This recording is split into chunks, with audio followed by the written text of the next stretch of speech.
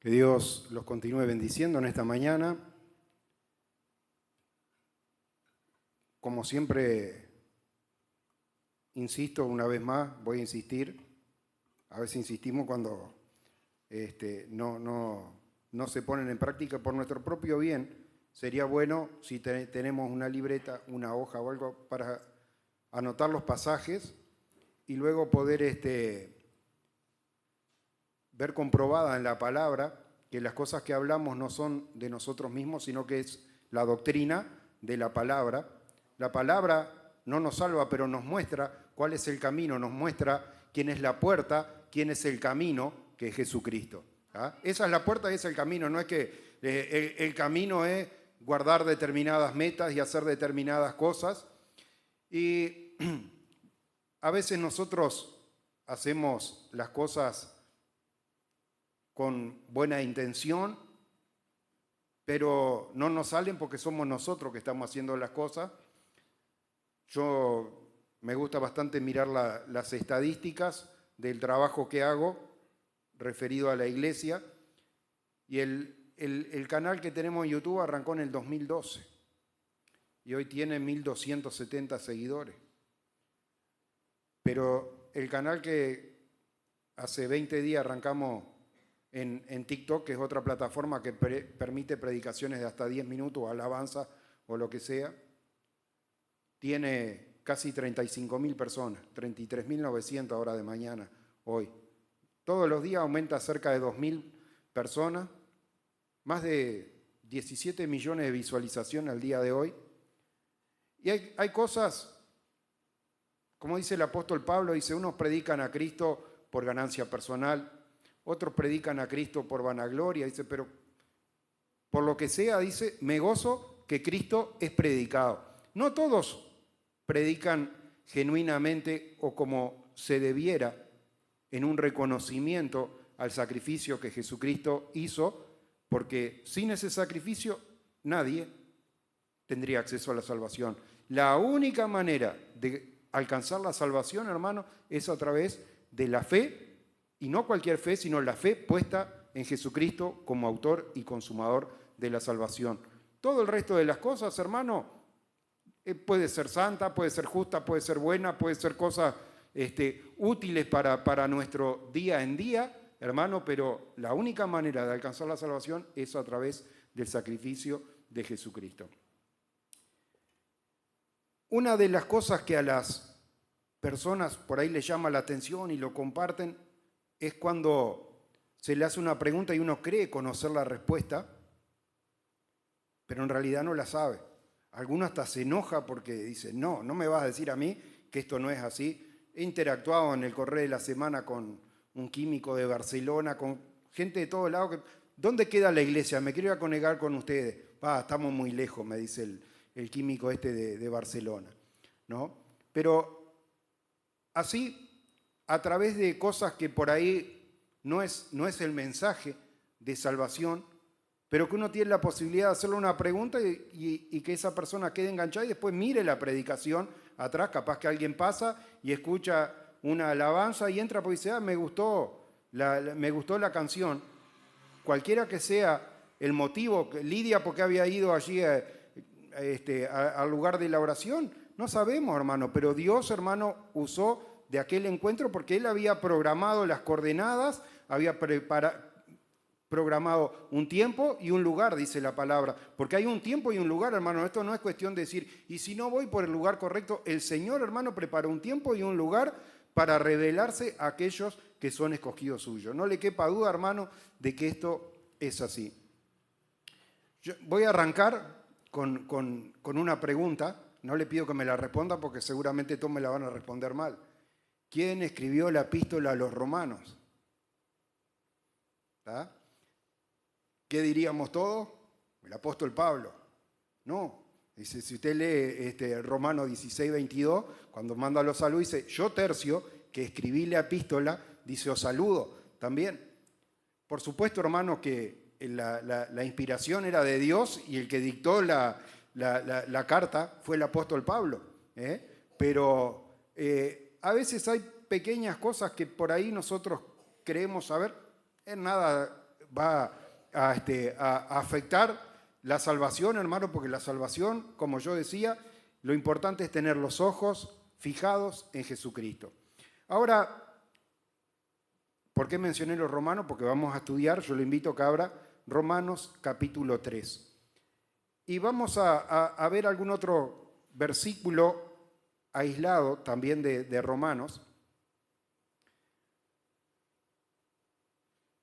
En Romanos capítulo 3, versículo 21,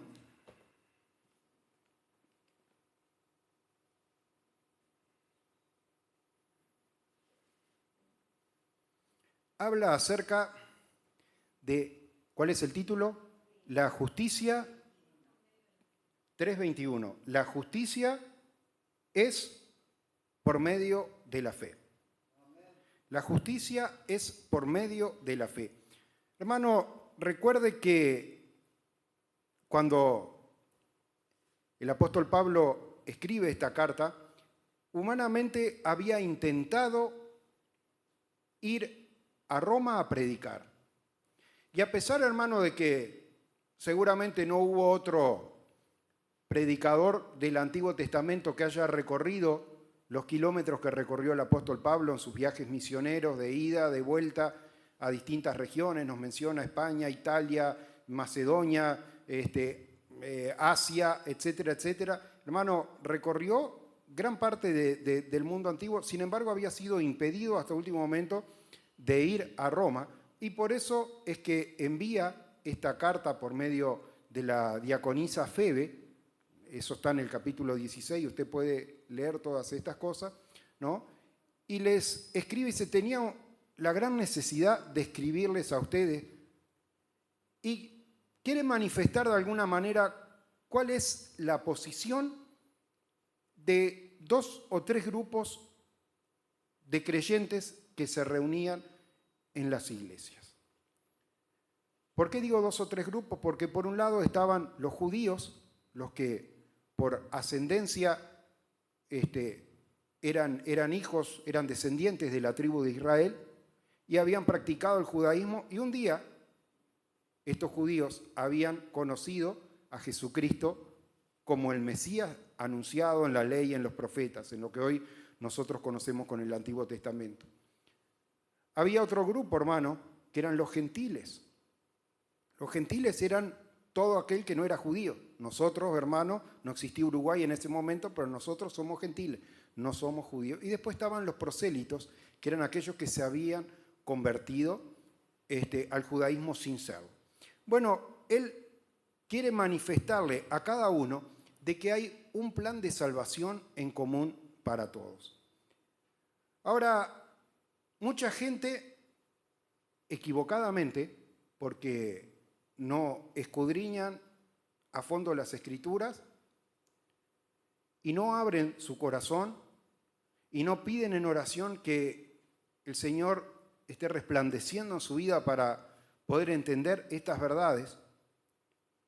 Hay muchos creyentes que piensan que el Dios del Antiguo Testamento es un Dios diferente del Nuevo Testamento, de que es un Dios malo y severo y castigador, y que el Dios del Nuevo Testamento es un Dios aparte, pero la palabra de Dios nos enseña con claridad de que Jesucristo es la roca espiritual que seguía al pueblo de Israel allí en su peregrinación hacia la tierra prometida.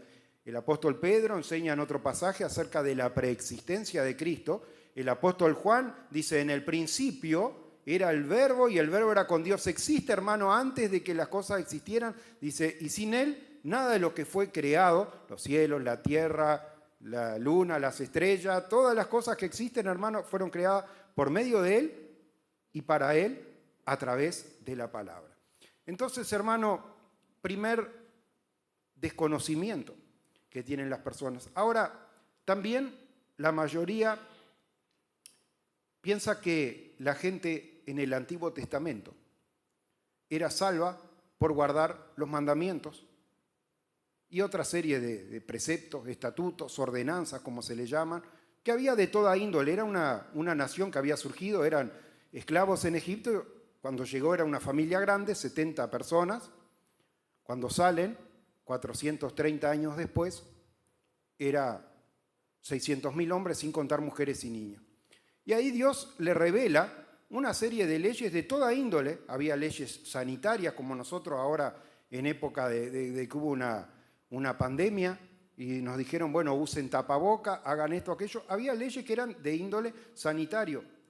Mi hermana Ana me pasó un video, se ve que de la reunión a la que asistió allí en Argentina, y mirando el video veo que en una enfocan para atrás y atrás tenían, como tenemos la plataforma así nosotros, pero nosotros tenemos la batería, el púlpito y otra serie de cosas. Bueno, allá tenían como una plataforma que deben estar los que manejan la consola, el audio y todo lo demás, pero que sin ninguna baranda ni nada. Bueno, en una de las leyes de Moisés está que cuando construyáis casa, dice, hagan un tejado, dice, deben poner una baranda, hablando en criollo, porque si no, el constructor va a ser responsable de la vida que se caiga de ahí, ¿no? Había un montón de leyes que regulaban cosas que no tenían nada que ver con el carácter espiritual. Y aún los propios mandamientos importantes, escritos con el dedo de Dios, mostraban, hermano, qué cosas conviene. Como cuando uno compra un electrodoméstico, compra algo, ¿no? Y le dice, bueno, por ejemplo, si yo vendía heladeras antes, si usted lleva la heladera acostada cuando la entrega, el fabricante le sugiere no la enchufe enseguida porque lleva aceite el motor, déjela por lo menos media hora y después la prende. Cada cosa, hermano, viene con un manual que dice qué es lo bueno y qué es lo malo. Uno puede obedecer a esas cosas o puede desobedecerlas, y lo único que va a hacer es acortar la vida útil que tiene el producto al cual usted está haciendo caso o no del manual. El pastor me decía esta semana, dice, bueno, yo cambié mi manera de alimentarme de un montón de cosas y se cuidan un montón de cosas, dice, porque si no hace rato estaría en el cajón. Hay maneras, hermano, en las que nosotros podemos hacer las cosas y si el Señor nos da la sabiduría, prolongar algún día más nuestra vida. Ahora, es importante, hermano, que nosotros entendamos este pasaje, que de alguna manera es algo que sin duda, o lo escuchó o lo dijo usted en algún momento. Dice, tengo una noticia buena y una noticia mala. ¿Cuál querés que te diga primero? ¿Nunca escuchó eso usted? ¿Algún día alguien se lo dijo? Normalmente la noticia mala y la buena están asociadas una con otra. Por ejemplo, vino un inspector a hacer una multa porque el auto estaba parado en la entrada de la subida acá y no se puede. Esa podría ser la mala noticia. ¿Y cuál es la buena? Que lo vi al inspector y él justo era un conocido mío y le dije, no, por favor, sabe que no entra ni sale nadie porque la subida, bla, bla, y logré que no le pongan la multa. Es una práctica común. ¿Sabe que el apóstol Pablo usa la misma estrategia, sin decirlo, cuando le predica el Evangelio?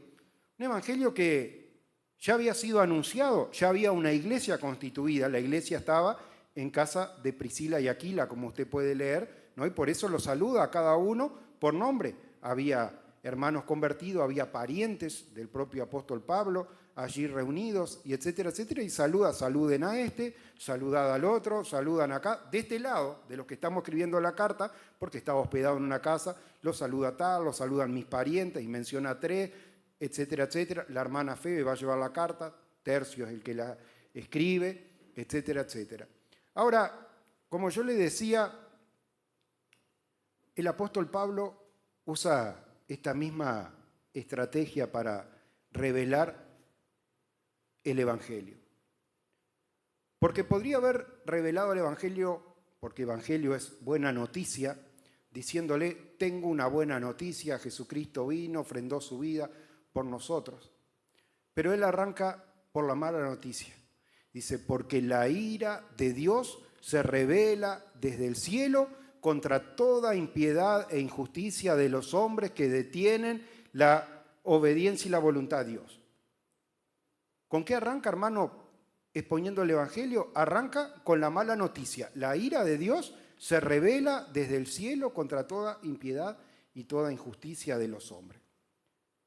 Pero luego, hermano, él tiene una buena noticia para dar, y esa buena noticia es acerca de la justicia que es por medio de la fe. En este estudio de hoy vamos a leer estos versículos ahora. Romanos 3, capítulo 3, versículo 21, dice, la justicia por medio de la fe. Fíjese, hermano, si será importante, Jesús cuando quería enfatizar alguna cosa, no le decía, les digo la verdad acerca de esto. Decía, de cierto os digo. Cuando lo decía en 2 oportunidades, hermano, estaba enfatizando la importancia de cierta cosa. Ahora, fíjese que en esta carta, el apóstol Pablo, ¿en cuántas oportunidades? En estos 4 versículos que vamos a meditar en esta mañana, hace referencia a la justicia de Dios. Dice, la justicia que es por medio de la fe. Pero ahora, aparte de la ley, se ha manifestado la justicia de Dios testificada por la ley y por los profetas. La justicia de Dios por medio de la fe en Jesucristo para todos los que creen en Él, porque no hay diferencia, por cuanto todos pecaron y están destituidos de la gloria de Dios, siendo justificados gratuitamente por su gracia mediante la redención que es en Cristo Jesús, a quien puso como propiciación por medio de la fe en su sangre para manifestar su justicia a causa de haber pasado por alto en su paciencia los pecados pasados, con la mira de manifestar en este tiempo, ¿qué cosa? Su justicia, a fin de que Él sea el justo y el que justifica, y el que justifica al que es de la fe de Jesús. Me cuesta hacer foco acá con los lentes y no comerme el micrófono que es muy chiquito. Así que, hermano, está exponiéndole a esta congregación ya formada, eran creyentes que ya conocían el nombre de Jesús, muchos conocían los escritos del Antiguo Testamento y todo lo demás, y acá les está hablando acerca de la justicia de Dios y le está diciendo que la justicia de Dios no tiene vinculación ninguna con la ley. Dice, aparte, vea el versículo 21, pero ahora, aparte de la ley, se ha manifestado la justicia de Dios testificada por la ley y los profetas. Así que, hermano, lo primero que debemos entender es que este mensaje de salvación acerca de la justicia de Dios no es un mensaje nuevo, no es una novedad, sino que es algo, hermano, que Dios ya dejaba ver en todo lo que es parte de ese Antiguo Testamento, hermano, desde el libro de Génesis hasta el libro de Malaquías, las escrituras que existían cuando el apóstol Pablo escribe esta carta, dice, aparte de la ley se ha manifestado la justicia de Dios. Pero esa justicia de Dios, dice, ¿es algo nuevo? Dice, no, testificada por la ley y por los profetas. Ahora, como la mayoría no trajo un lápiz, pero es importante, no saque el dedo de ahí donde está, porque vamos a volver acá, y lo invito a ir al Salmo 31, versículo 1.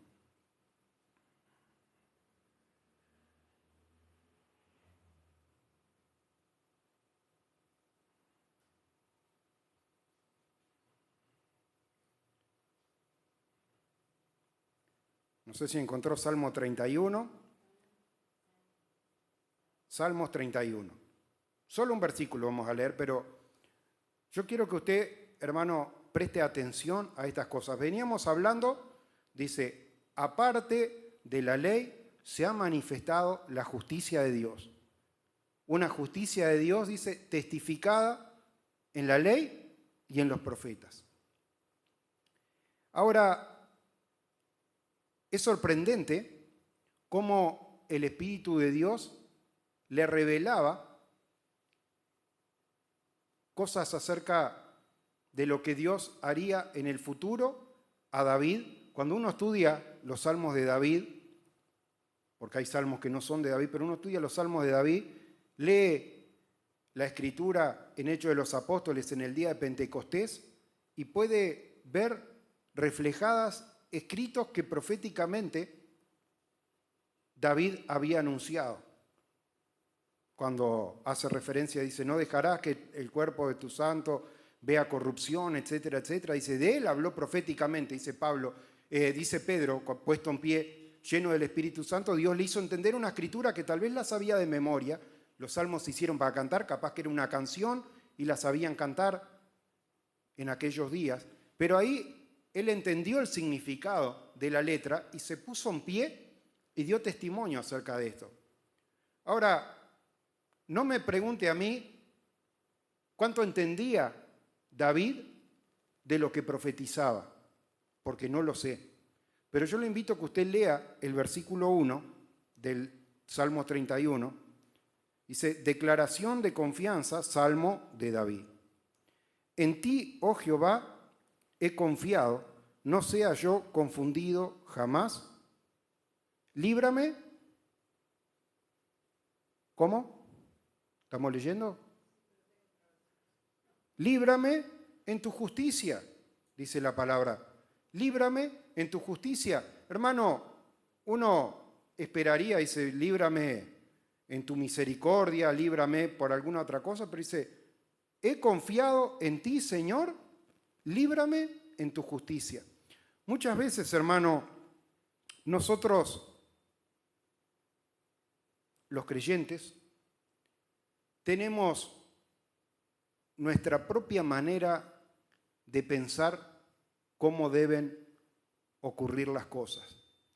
Y me hacía recordar, mientras meditaba en esto, al testimonio del profeta Eliseo allí, cuando el rey de Asiria desafía al pueblo de Israel, mandándole a una persona enferma de lepra, una enfermedad en aquella época totalmente incurable, y lo manda con una carta al rey de Israel, dice, te mando a mi general más preciado para que lo sanes.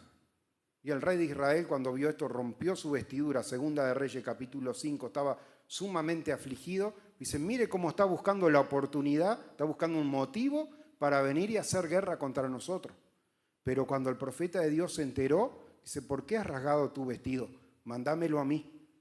Un hombre, hermano, que como yo ya he dicho, había aprendido de Elías, Eliseo, y los dos tenían un testimonio.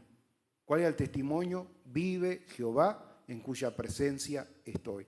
Vivían, hermano, delante de la presencia de Dios, no ajeno, no como que, si bueno, acá bajo el techo estoy escondido de la voluntad de Dios, como Jonás, me escondo, me voy para otro lado donde la mano de Dios no llegue.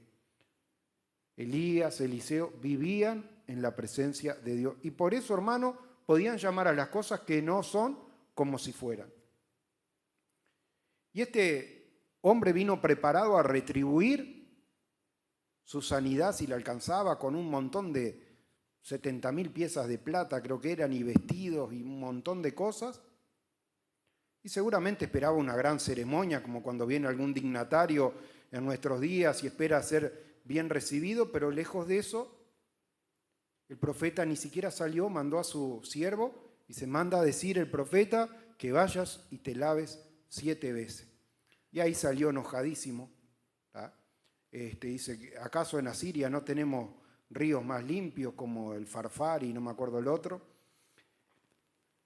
Y uno de sus siervos le llama la atención. Dice, ¿por qué? Dice, te hubiera pedido algo difícil, no lo hacía. Bueno, se lavó y fue curado de la lepra. Pero lo importante de esto, hermano, era la percepción que este hombre tenía. Segunda de Reyes 5, ¿qué versículo era, Camila? 5:11.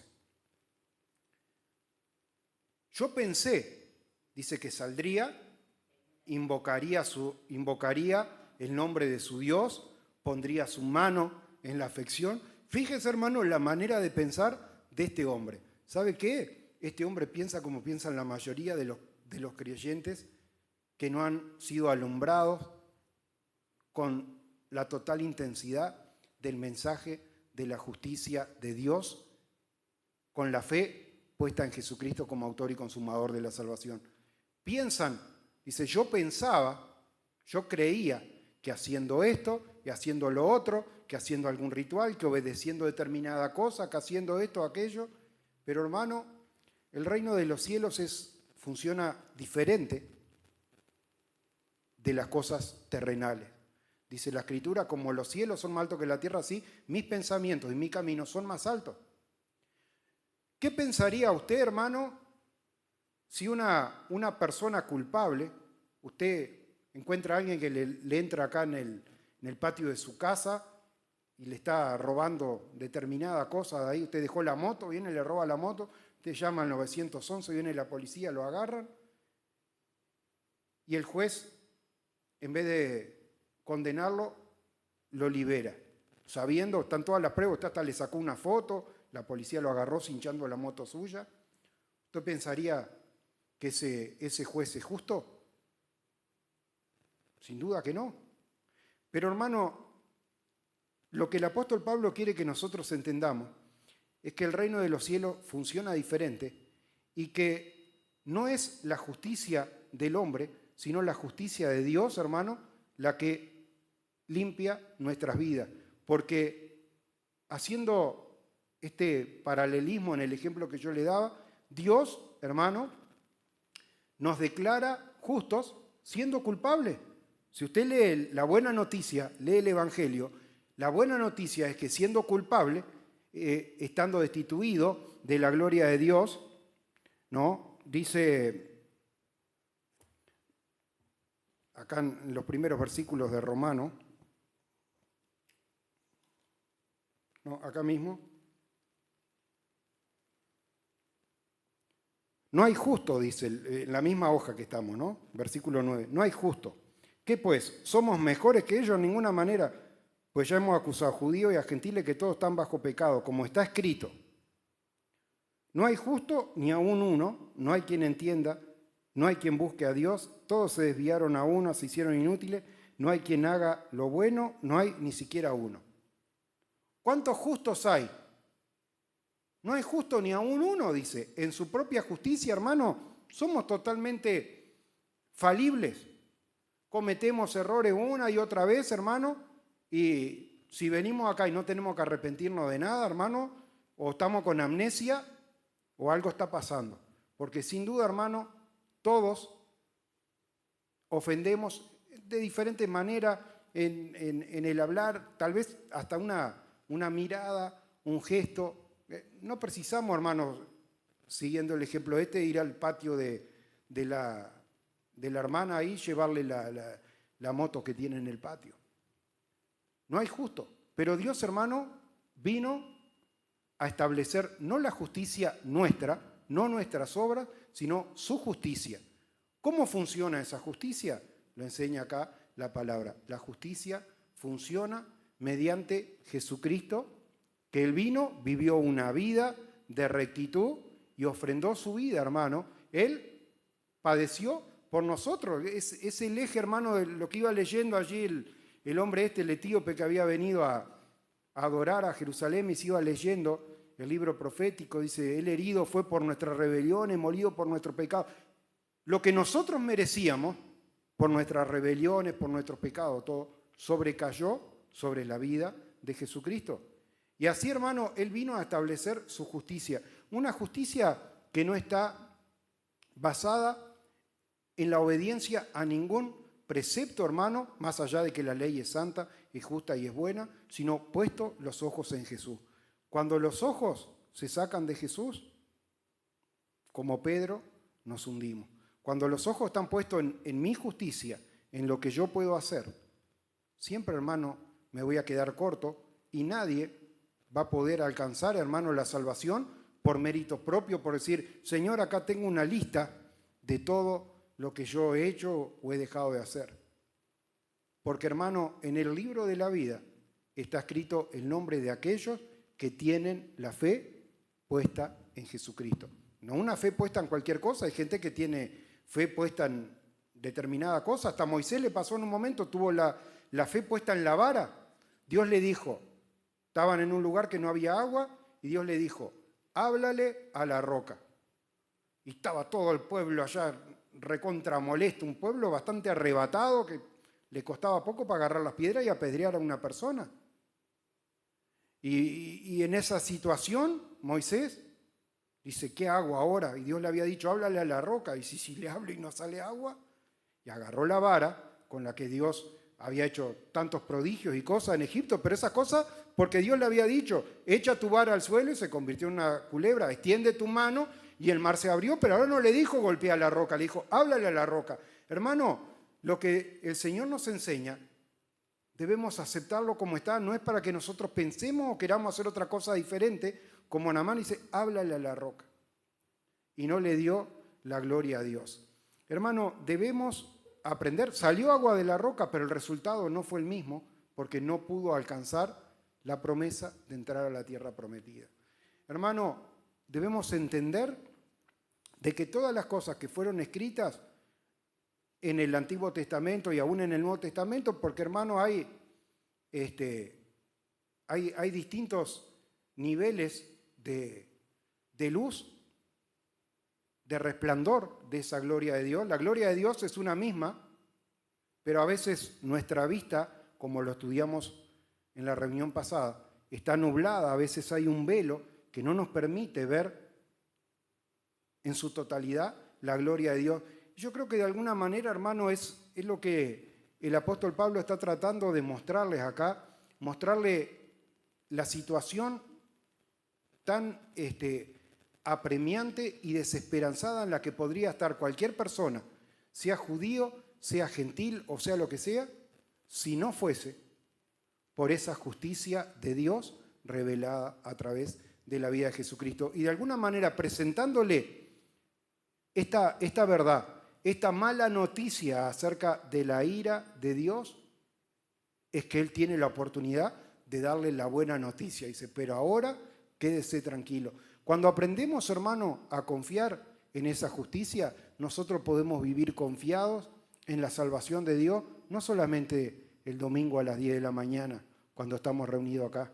También el lunes cuando vamos al trabajo, el martes de noche cuando nos acostamos a dormir, el miércoles al mediodía cuando nos sentamos a comer. En todo momento, hermano, podemos vivir en esa confianza porque la gloria de Dios, hermano, es real y es tan real el día de la reunión, en medio de la reunión, como en nuestra casa, si nosotros estamos dándole lugar a Jesucristo para que esté dirigiendo nuestras vidas y si podemos a su vez compartir este testimonio, hermano, de una segura salvación basado en qué? No en mi justicia, no en lo que yo puedo hacer, no que yo obedezco y guardo y hago esto y hago aquello. Sí, hermano, esas cosas son buenas y todo lo demás, pero no tienen ninguna relevancia con la salvación. La salvación es un regalo de Dios.